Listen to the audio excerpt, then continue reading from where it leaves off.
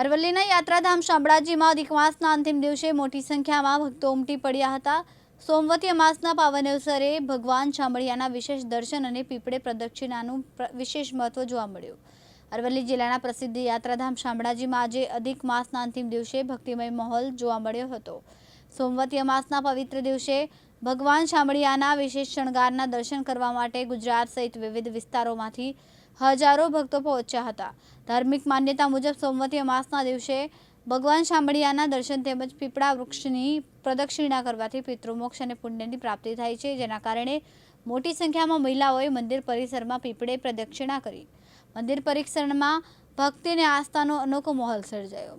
મહિલાઓએ ભજન કીર્તન અને આનંદ સાથે વ્યક્ત કર્યો હતો। અધિક માસના સમાપનને ધાર્મિક ઉત્સાહ સાથે ઉજવ્યો હતો। શામળાજી મંદિર ટ્રસ્ટ અને સ્થાનિક તંત્ર દ્વારા ભક્તોની સુવિધા માટે વિશેષ વ્યવસ્થાઓ પણ ગોઠવવામાં આવી।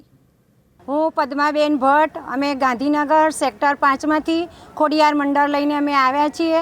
અમે આખા પુરુષોત્તમ માસ દરમિયાન ખોડિયાર મંદિર સેક્ટર 5માં ભજન કીર્તન કર્યા અને અમે ગઈ પહેલી 11સના દિવસે અમે ડાકોરધામ શામળાજી રણછોડરાયને મળવા ગયેલા।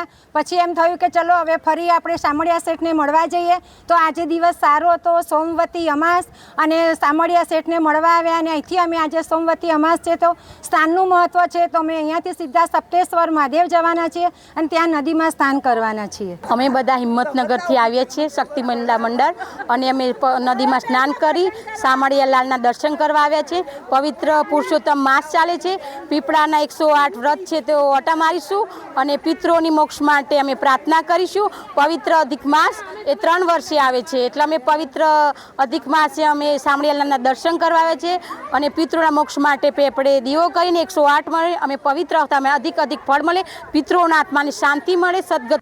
જયદીપ ભાટિયા, દિવ્યાંગ ન્યૂઝ, અરવલ્લી।